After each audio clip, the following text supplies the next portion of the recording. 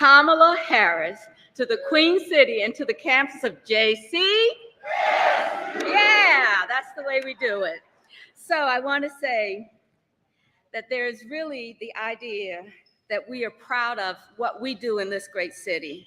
Our true economic opportunities must reach all corners of our city.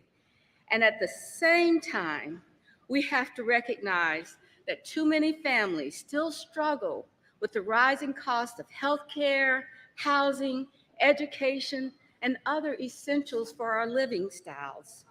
That's why the Biden-Harris administration building wealth agenda is so vital.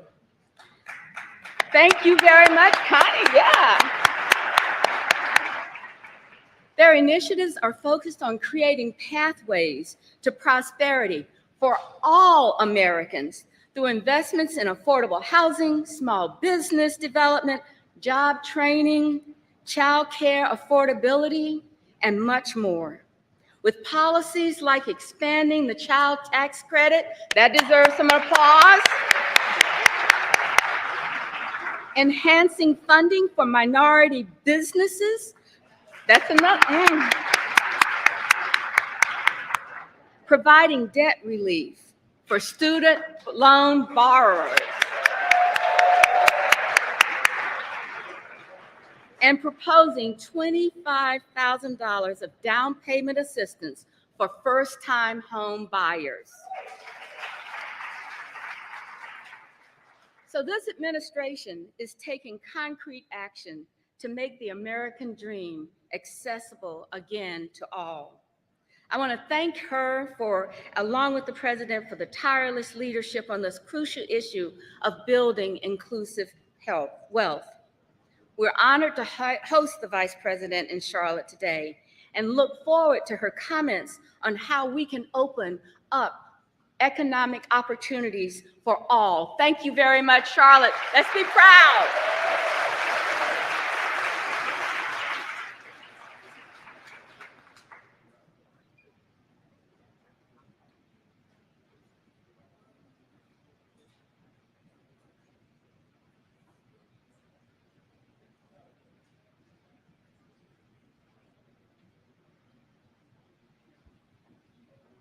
Please welcome U.S. Department of Health and Human Services, Deputy Secretary Andrea Palm.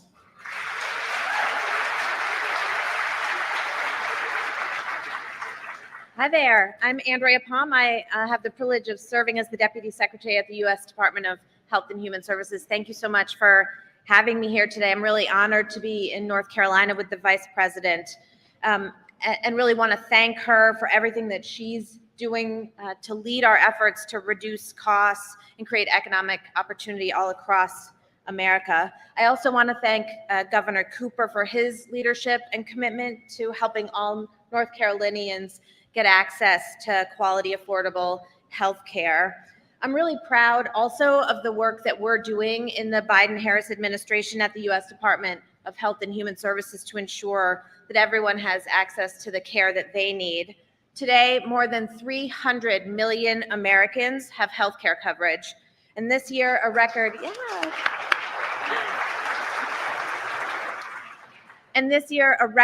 number at 21.4 million people signed up for health coverage through the Affordable Care Act marketplaces. That's a record number for us.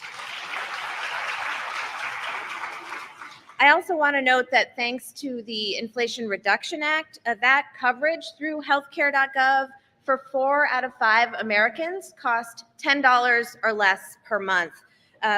You can't get to a movie for $10. You, in some places, can't get a cup of coffee for $10. It's really an important part of the way that we make coverage affordable for the American people. Further, this administration has taken numerous actions to protect and strengthen the Affordable Care Act, to strengthen Medicaid and the Children's Health Insurance Program for hardworking families, to lower premiums, to expand access to affordable coverage in all the opportunities that we have as a U.S. government. We're ensuring that Americans have access so that they can take advantage of the opportunities that we are working with states like North Carolina to make available. And how do we know that the work of the Biden-Harris administration is having such a big impact on Americans? We know it because the data tells us that it's true. Last week, a number of reports came out that showed us the historic gains that we've had in healthcare coverage, particularly in underserved communities across this country. And that has all come out of vigilant work in our implementation of the Affordable Care Act. Central to how we think about and ensure that Americans have access to affordable health care is the Medicaid program. Currently, a record 92 million Americans get their coverage through Medicaid and/or the Children's Health Insurance Program, and that includes more than 2 million folks here in the state of North Carolina. Last year, as you all know, North Carolina became the 40th state to expand Medicaid.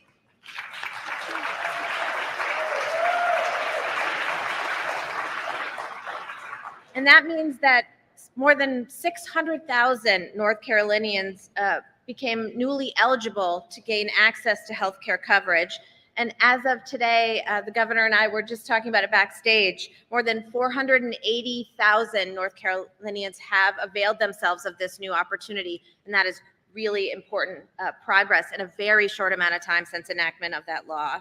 And certainly it would not have been possible without the leadership of this governor. And we at HHS want to express our heartfelt thanks to the governor for his partnership, for his tireless work to get that bill across the finish line and to drive implementation so that you all are where you are today.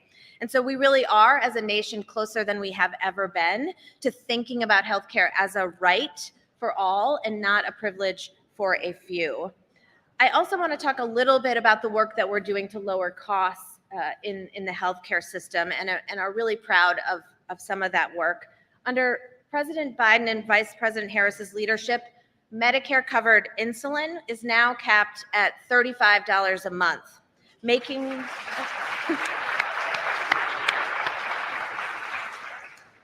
this life-saving medication more accessible. Preventive vaccines through the Medicare Part D program are now free of charge. And with the newly enacted $2,000 cap, expenses are really in a place where they're not going to get out of hand. If you know that every year your out-of-pocket expenses are capped at $2,000, that is a predictable amount that is, I think, really important for families to know about in Medicare. And right now, this very moment, the team back at HHS is negotiating directly with pharmaceutical manufacturers to lower the cost of the 10 most commonly used drugs in the Medicare program. And when those negotiations are done, we predict that this will save as much as $100 billion over 10 years. Yeah. That is a lot of money to stay in the pockets of hardworking American families instead of in the pockets of big pharma. I also want to acknowledge that despite all this progress, many families still face medical debt. And that is something that this vice president has made a priority to tackle. And we know at HHS that the best way to prevent medical debt is to continue to make progress in access to coverage, in getting more Americans covered, in tackling the cost of that coverage. And in the meantime, the vice president has challenged all of us to go even further. And yesterday, she called upon states, local governments, healthcare providers to take additional actions to relieve the burden of medical debt for millions of Americans. In that call, she announced a rule that would remove medical debt from credit reports for more than 15 million Americans. And that's a really big deal. So it's not just about healthcare, right? The cost of healthcare is tied to your economic well-being as a family. It's about your economic security. It's about your peace of mind. And we understand in the Biden-Harris administration that it's all connected together. I'm proud to serve in this administration, and we're committed to tackling these issues in service to American families. And I'm really proud to serve along this vice president and support her leadership and the work that she is doing to lift up Americans everywhere. Thank you so much again for having us here today.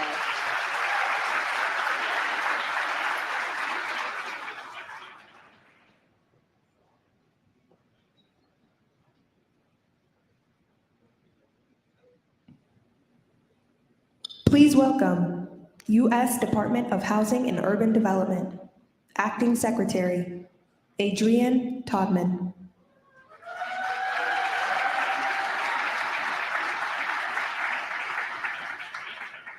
Well, hello, Charlotte. How y'all doing today? It is good to be here. It is good to be here. It's great to be in the great state of North Carolina. So, as HUD's leader, I meet a lot of people while I'm traveling the country. And what I hear most folks say is that they really just want to have a fair shot to get ahead. Isn't that right? They want to be able to put down roots and save for their future and have something that they can leave behind for their children and their grandchildren. And I am so proud to serve in an administration that is making sure people have that fair shot. This administration, from day one, has worked to ensure Americans of all backgrounds can access the tools and resources they need to build their lives of their dreams. A few weeks ago, I was in Denver, where I met a mom who was able to save enough money while she was living in subsidized housing, and she was able to buy a home for herself and her 3 kids, and she talked about how excited the kids were running and finding their own bedrooms. And it's all thanks to a program that we run at HUD that under this administration, we expanded under this president and our vice president. And maybe it's the families that I met who received down payment assistance and bought their home and are now building wealth for their families. It's stories like these that live in communities here in Charlotte and across the country. And they're happening because our president and our vice president have made it a priority to create economic opportunities. In fact, right here in Charlotte and across the state of North Carolina, hundreds of thousands of families are able to buy their first home and keep their homes because of investments and changes that this administration made from day one.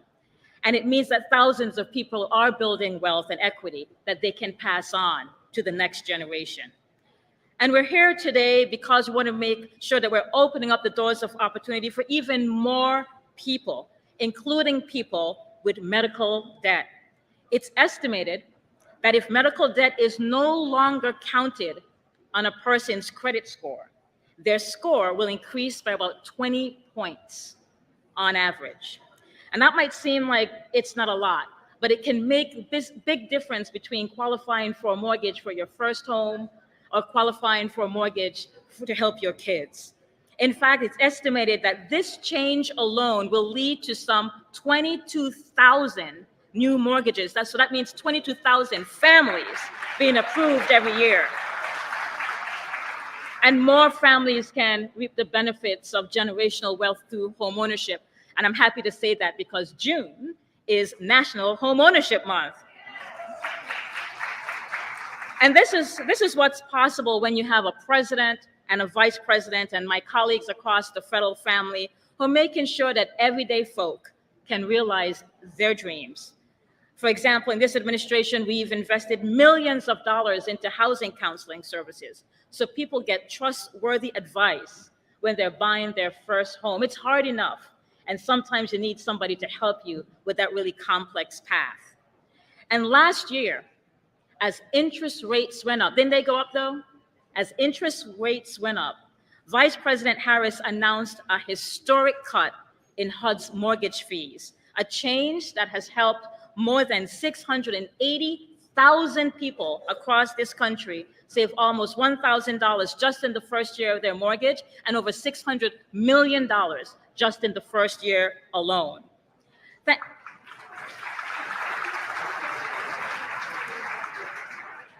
And look, we know that more people need help. We know that people are seeing that costs are still high to rent and to purchase a home. We know that there is more to do. But that's why President Biden and Vice President Harris have a plan to bring down costs by not just building more housing to rent and to purchase, but a plan to help people pay their rent, a plan to help more first-time homeowners, and let me say first-generation Homeowners, when your people weren't able to get a house, you'll be able to. Our president and vice president have a plan to do that and help with down payment assistance and to help existing homeowners with their expanding costs. Let me say this to you. Our vice president is laser focused on expanding opportunities for families, seniors, veterans, young adults as they're starting out here in Charlotte and across this state and across our country. From day one, Vice President Harris has centered people. People.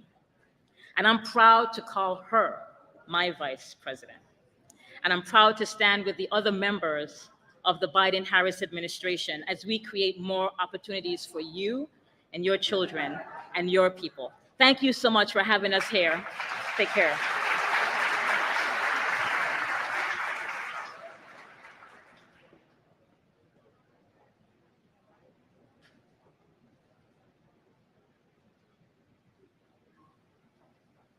Please welcome Governor of North Carolina, Roy Cooper.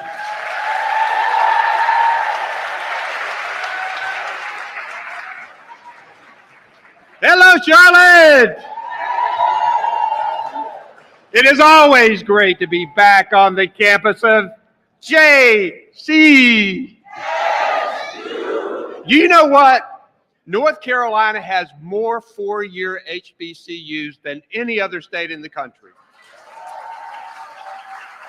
We have more HBCU students than any other state in the country. And it's one of our biggest workforce development tools that we use across this country. It's also great to welcome back to Charlotte my good friend, Vice President Kamala Harris. And today is lucky 13 for her. This is her 13th trip to our state since taking office, and it gets better every single time.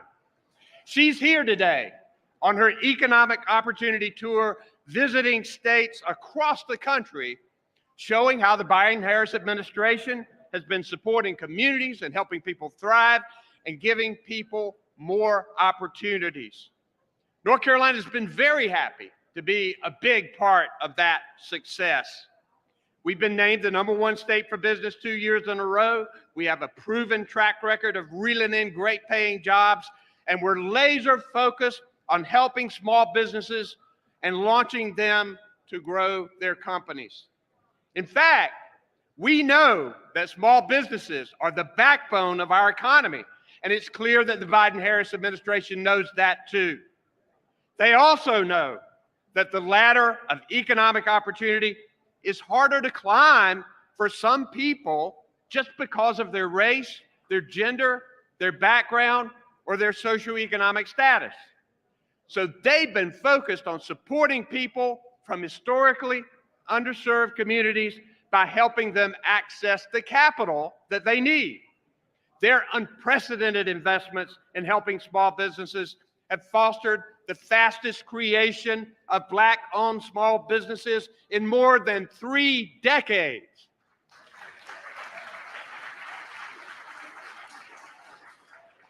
Back in March, the Vice President and I stopped in Durham to visit Black Wall Street to announce $32 million in federal funding to women and minority-led venture capital funds to support historically underserved and small businesses and entrepreneurs.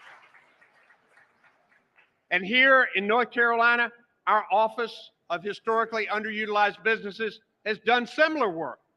Around 7,100 businesses in North Carolina are now Board 8 Hub certified. And that means it puts them in the running for state contracts and gives them important opportunities while saving taxpayer money. We're also able to help many businesses during the pandemic with financial help from the Biden administration's American Rescue Plan. Many of you may remember Andrea Harris and what a great leader she was for North Carolina. In 2020, I created the Andrea Harris Social, Economic, Environmental, and Health Equity Task Force to further the economic development of marginalized communities and keep a focus on women and minority-owned businesses. And that task force continues its work today. But you know, even big ideas, business smarts, and even that extra help will only get you so far if you're crushed by the weight of medical debt or health problems. Economic opportunity is also about staying healthy, treating sickness, and being able to afford it. So we finally got the legislature to expand Medicaid in North Carolina. And that is why we call it the Working Families Bill of the Decade in our state. We already have enrolled more than 483,000 people in Medicaid expansion. They're getting the quality health care they need to stay well, to support their families, to find stability that they need to launch their big ideas and give them back to their communities to keep North Carolina growing. So today, there is no better place for the Vice President to visit to talk about economic opportunity for everyone. We have been so grateful to have strong partners in President Biden and Vice President Kamala Harris as we work to ensure that every single North Carolinian has the opportunity to succeed. Thank you, thank you, thank you very much.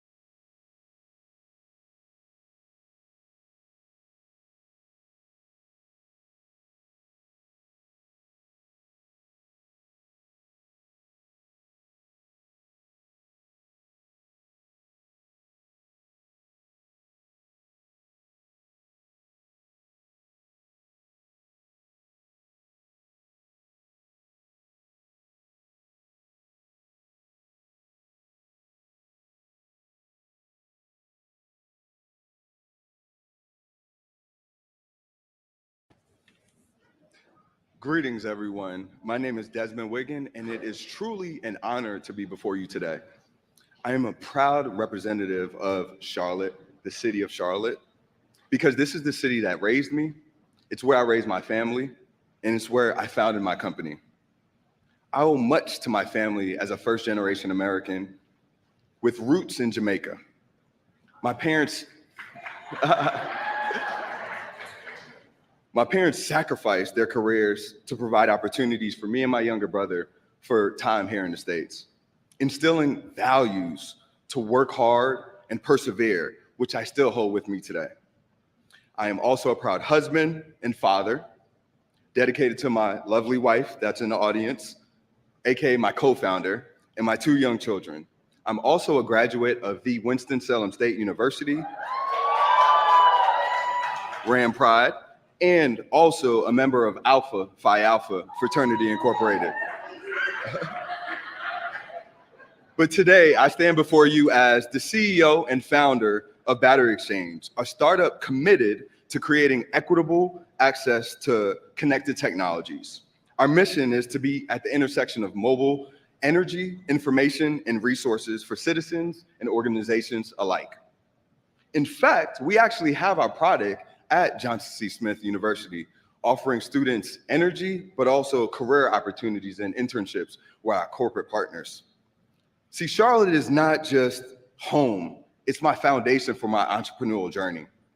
Cities like Charlotte across the United States are emerging powerhouses bursting with potential. And I am thrilled about the opportunity to have intergenerational wealth in these communities. As someone who confronts entrepreneurship and the landscape of entrepreneurship head on, I know firsthand the difficulties of raising capital and building an organization.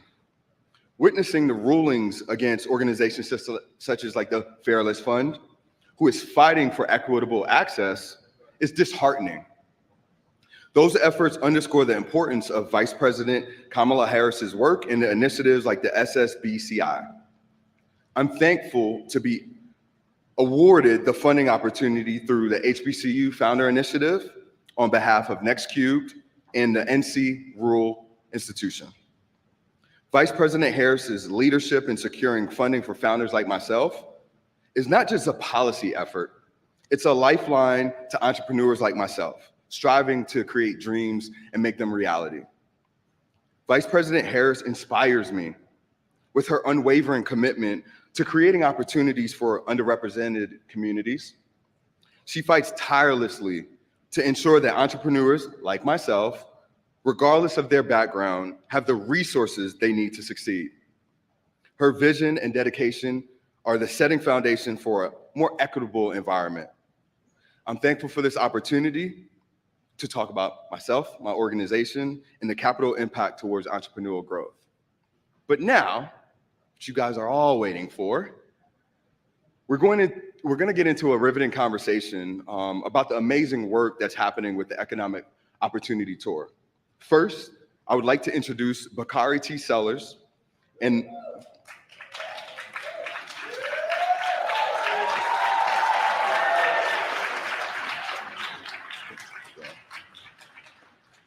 Bakari is a politician and attorney, a political commentator, and he served South Carolina House of Representative for the 90th District from 2006 to 2014. And we're so glad to have him with us today.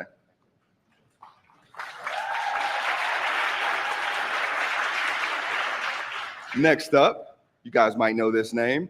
I'd like to introduce Mr. Michael Ealy, actor and activist.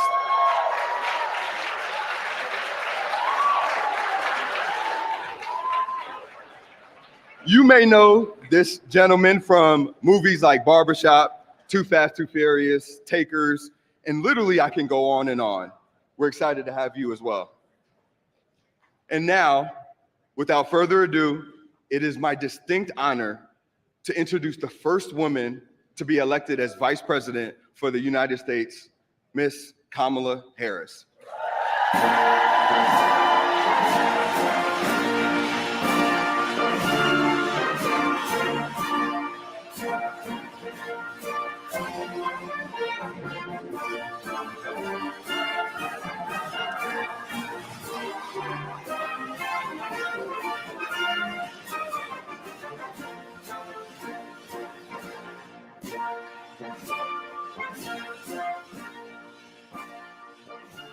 Good afternoon, everyone.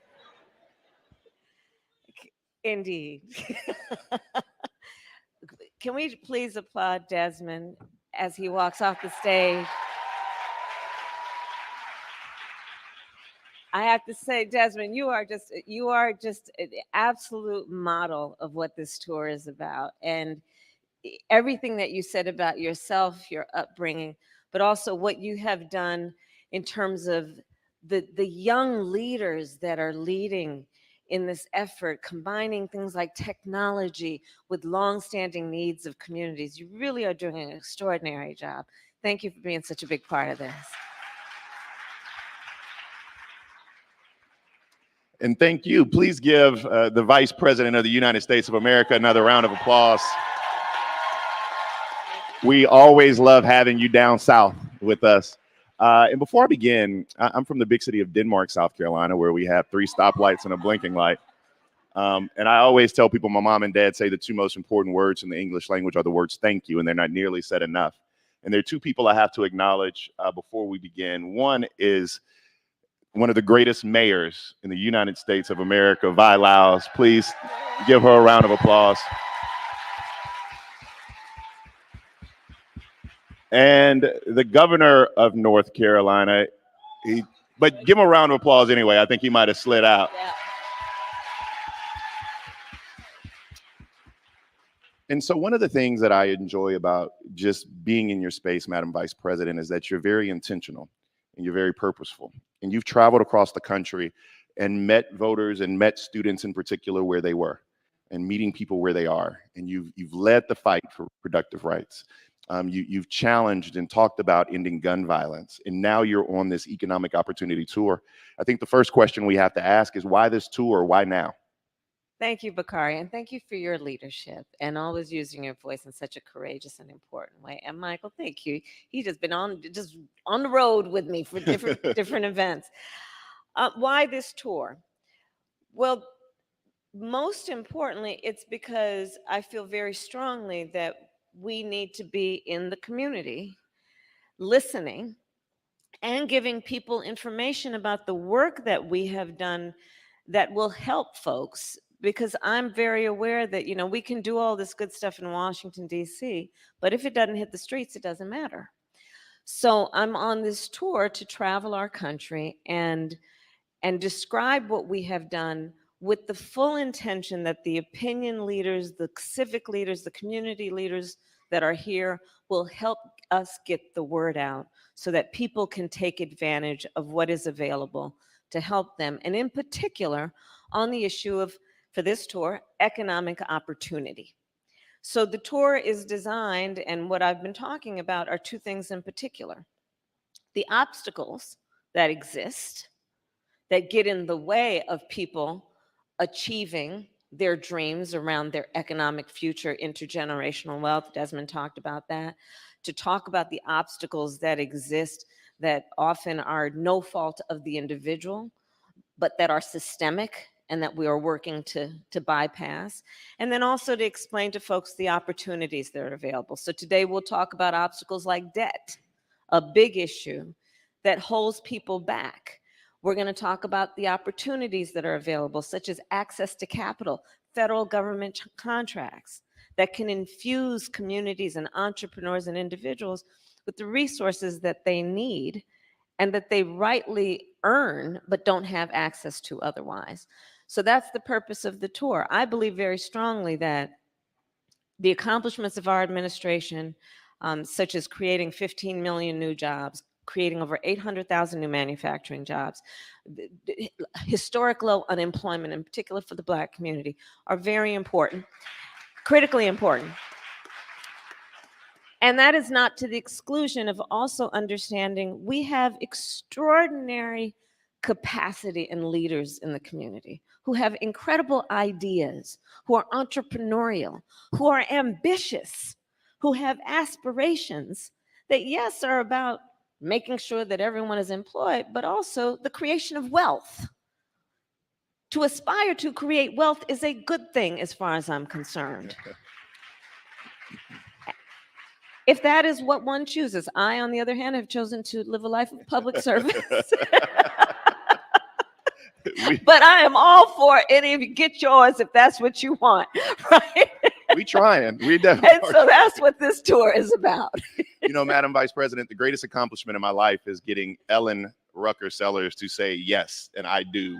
And she is here. Where she- is she? There, she's you are also, a saint. Oh, now she's a saint. Okay. Yeah, she's a saint. But she's also a small business owner, and I see what she goes through with Rucker Roots and trying to make sure that her business excels. Yeah. And one of the things that we talk about often is access to capital for entrepreneurship and small businesses. Yeah. And that's something that's been very important to you and the President of the United States. Tell us more about this work and why is it so important to be able to get these small businesses their access to capital? So let's start with the point that Ellen knows well, which is that not everyone has access to the capital that is necessary to start up a business, but it is not for lack of a good idea. It is not for lack of incredible work ethic. It is not for lack of the ambition to actually create something that will not only benefit oneself or their family, but also the community at large. And so the focus of my work since my days in the Senate has been to expand access to capital, and in particular to do that through community banks. Because community banks are self-defined. They are situated in the community. They are run and by folks who know the community, know the capacity of the community, know the mores of the community, know the needs of the community, and are then able to give the kind of assistance that is about loans, but also about helping folks with financial literacy, helping folks learn how to run a payroll, how to deal with business taxes. Because many of us, we didn't grow up learning that in our household, and we don't really teach that in school. And so, but it's not for lack of anyone's ability to learn it if there are resources that can teach it. So community banks have been my focus. When I was in the Senate, we got over $12 billion more into community banks. And since I've been vice president, we have partnered with the big banks and also technology companies to, as of now, I created a thing called the Economic Opportunity Council, partnering with tech companies, foundations, and big banks. And now we're getting over $3 billion more into our community banks to create access to capital. And what that means is that we also then, working out of these community banks, get the word out on the street. Bakari, Michael, one of the things that's really interesting, the numbers I have are that Black entrepreneurs are 3 times less likely to apply for small business loans. And one of the main reasons why is because folks don't want to be disappointed. We know what that's like. It takes a lot to put yourself out there and to believe that you will be taken seriously and treated fairly. And so that's another issue that we are addressing with this tour and the work we're doing through community banks, is knowing you are welcome and you have a place where you can go that will treat you fairly and with respect and with the dignity that you so rightly deserve.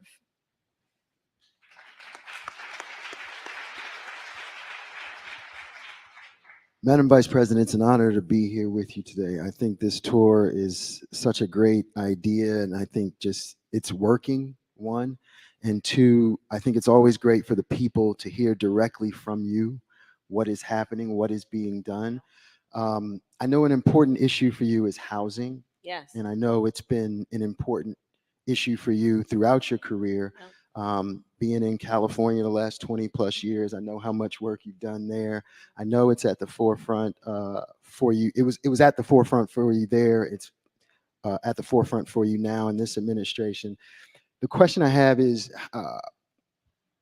it's a priority. So what is the administration doing to help ease the burden of home ownership right now?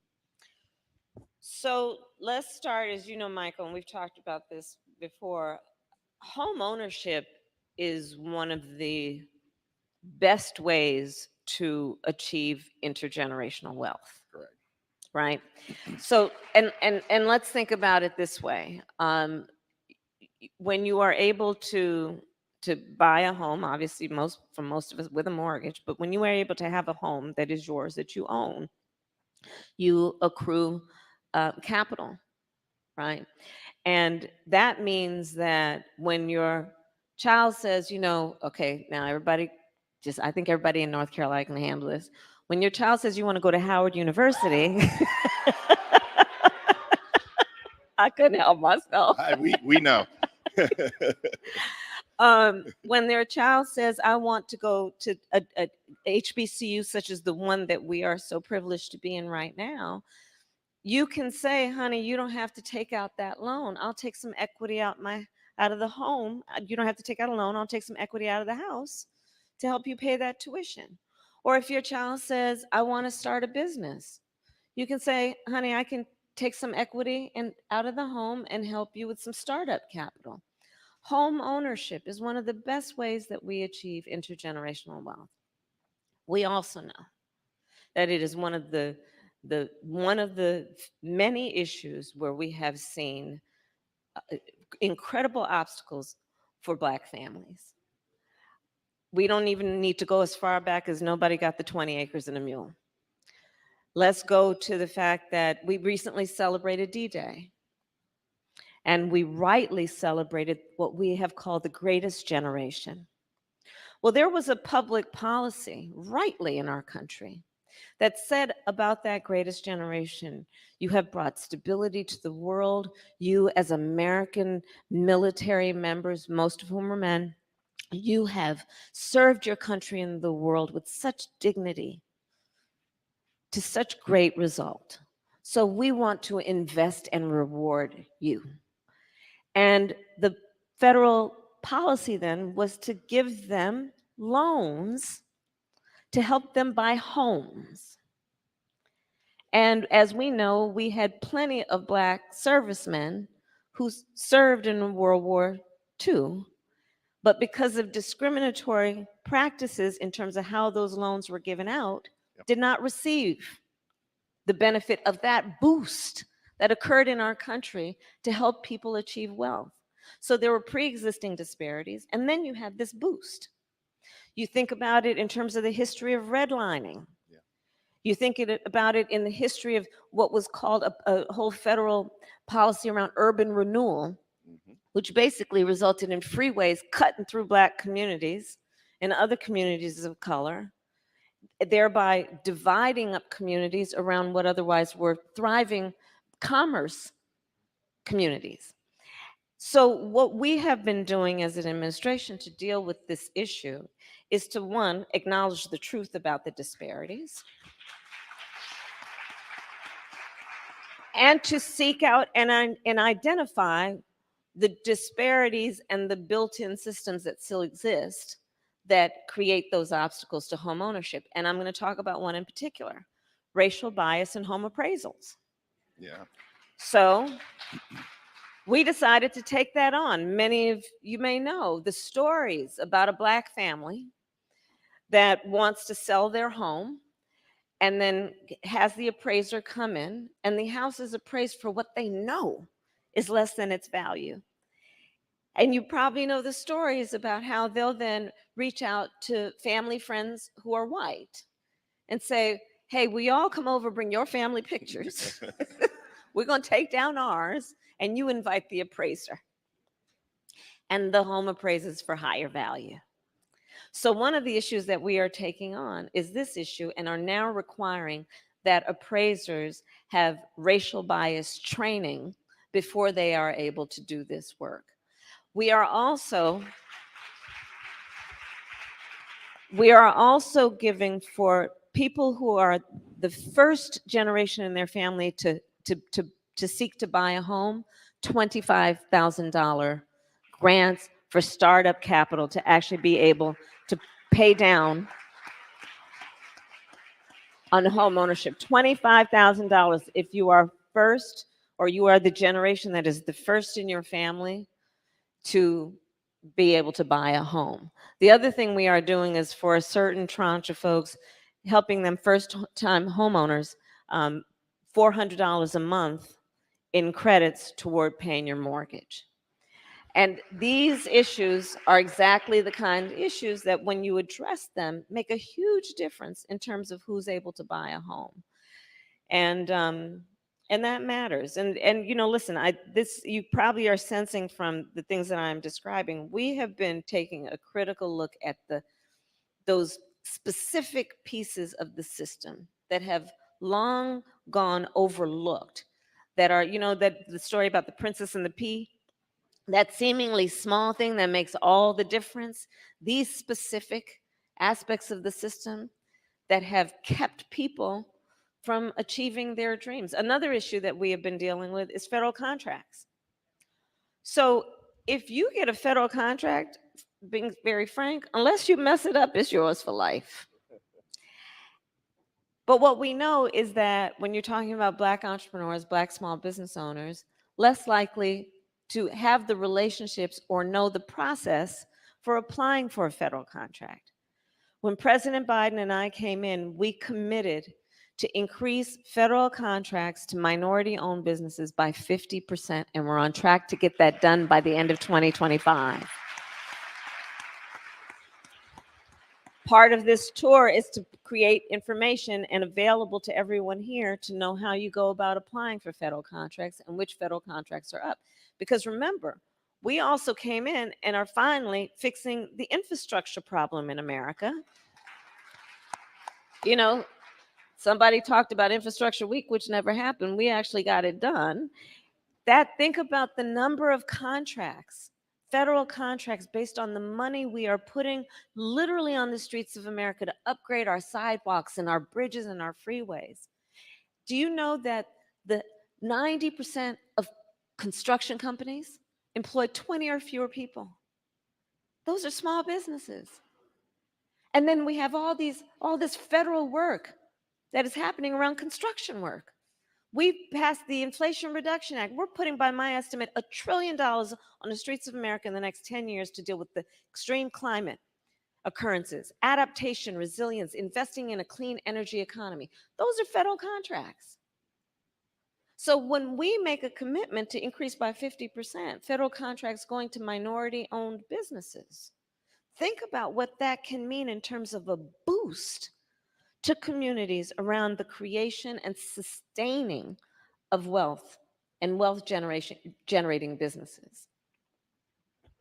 Wow. It's amazing to hear it directly from her, isn't it? It's just amazing. One of the things you brought up when we first sat down was you talked about how debt is affecting people, whether it be student loans or medical debt. Yeah. How do you feel like what is the administration doing to help kind of address these obstacles? And, how can we move forward? Right. So debt is probably one of the biggest issues that holds people back in our country.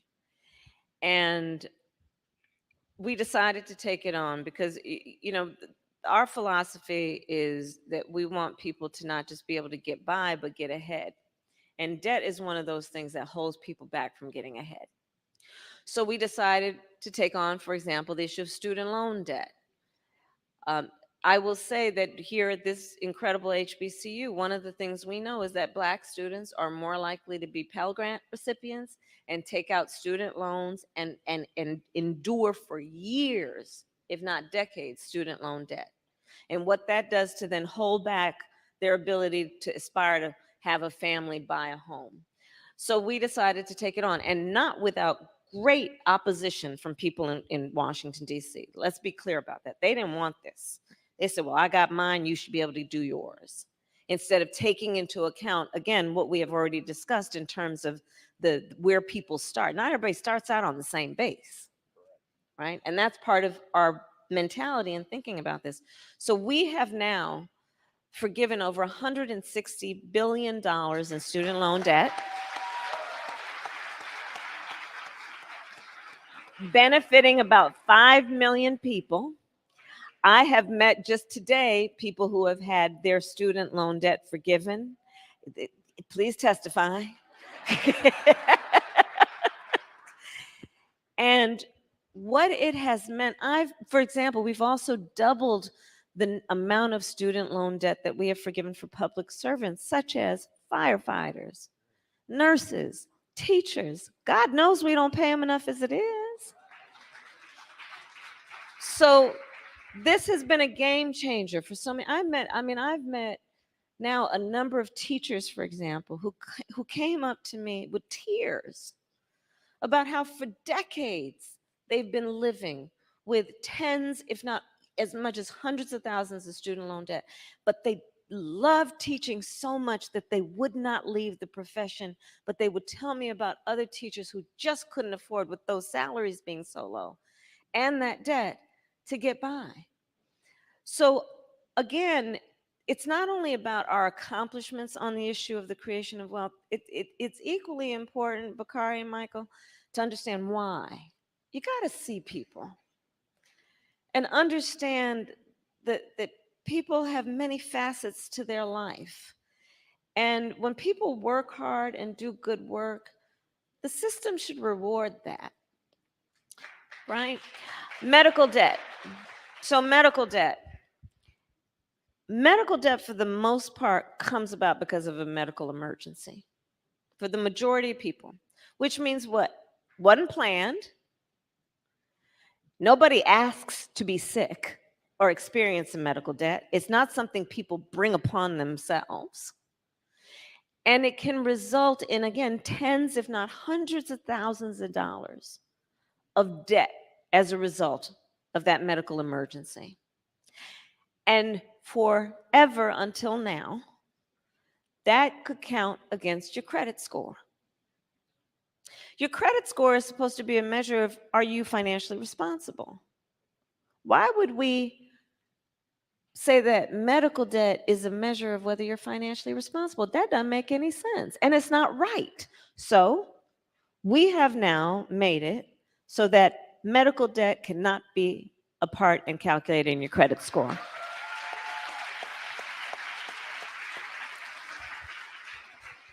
And now, because there's so many apps, most people know their credit score, like how much you weigh, right?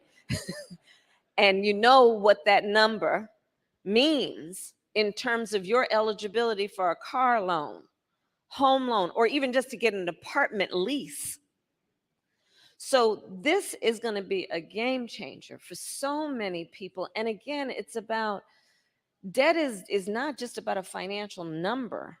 It's about how it weighs on people to keep them back when they're working hard and want to move forward. And so I'm particularly proud of what we've done on medical debt. I must say, as a point of emphasis, because again, to the opinion leaders, I need your help.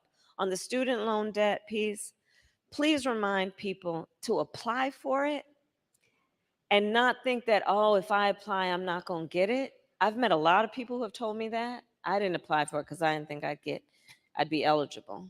1. 2, please help get the word out. You are entitled to student loan forgiveness even if you did not graduate. Help us get the word out. Because again, it's about creating public policies that are just logical. So what's the logic in that? Okay, a lot of people drop out because they can't afford to pay tuition. Yeah. And before they dropped out, they were taking out student loans. The student loan company ain't saying, well, since you didn't graduate, you don't owe us. So people who had to drop out still owe that debt. So that's why we created the policy, to be intentional, Bakari, to be intentional. Even if you didn't graduate, you're eligible. I'm going to use just a slight bit of personal privilege because you talked about being intentional for this last question. And I think that the White House and yourself have been very intentional about having Michael and I lead this conversation. Yeah. And why I say that is because having Black men a part of this conversation is so very important. Yeah. And we need the individuals who are under the sound of our voice to go out and be apostles of the good news. Yes. And so when people ask, what is the White House doing about Black men, you can say that we had a conversation about economic mobility, and was very diverse in our thought. And also, I saw some Jack and Jillers earlier today. Yeah. I know they're having their convention this week, but this is a room full of, and I hate the word future leaders. I hate that because they're really the leaders of right now. Yep. And you're also intentional about doing this at an HBCU. And this institution is one of the greatest HBCUs. Now, Michael may not know this, but the greatest HBCU is Morehouse College, but I digress. But what would your advice be? You do you, Bakari. You do you. Howard's in the top 10-ish. So what advice would you give this room full of the leaders of right now? Not future leaders, but these young people who are the leaders of this moment that we're in.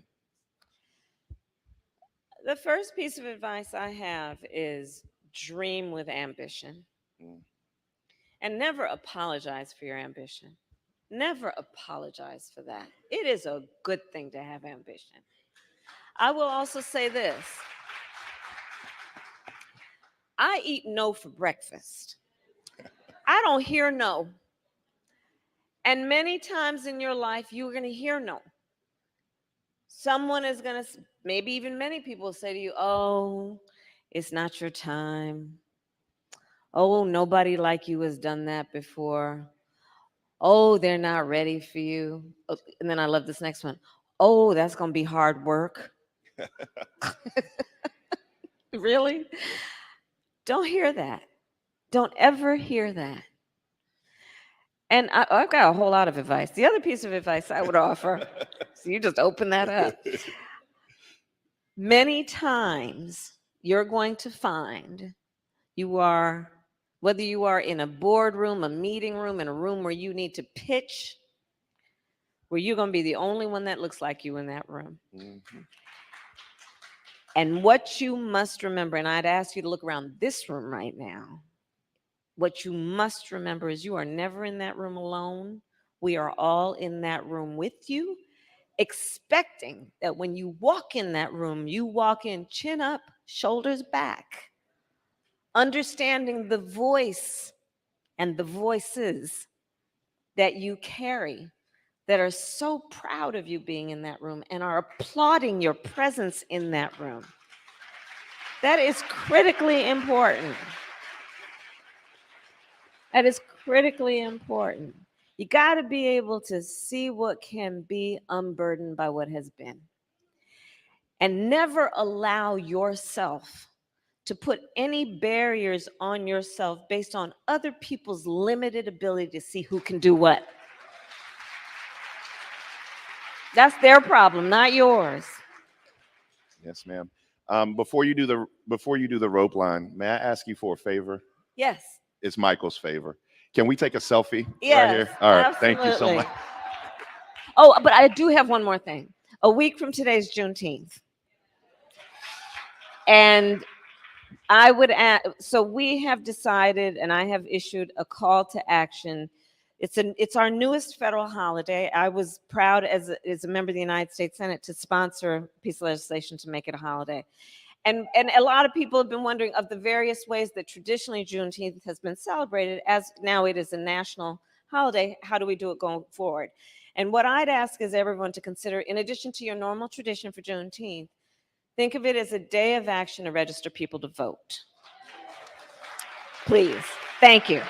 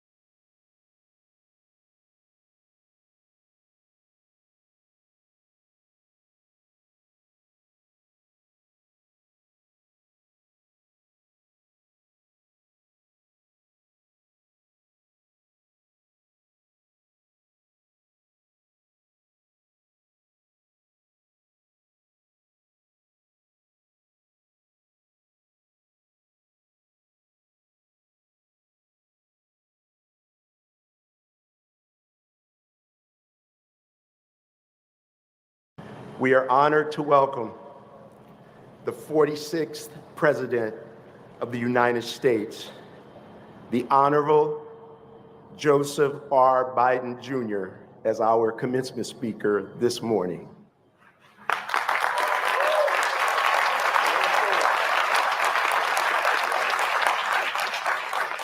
They say that when you find a job that you love, it isn't work at all.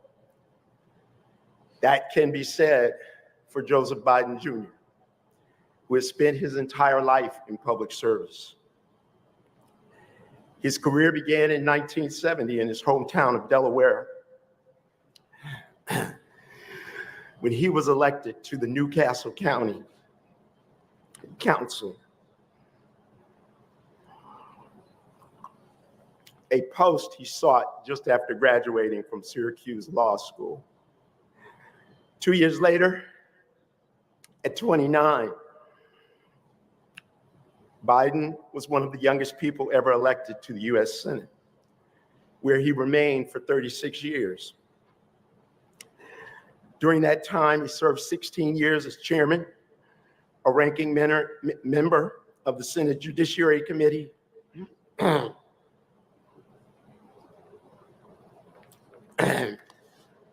and while there is much debate in the news about US foreign relations, President Biden served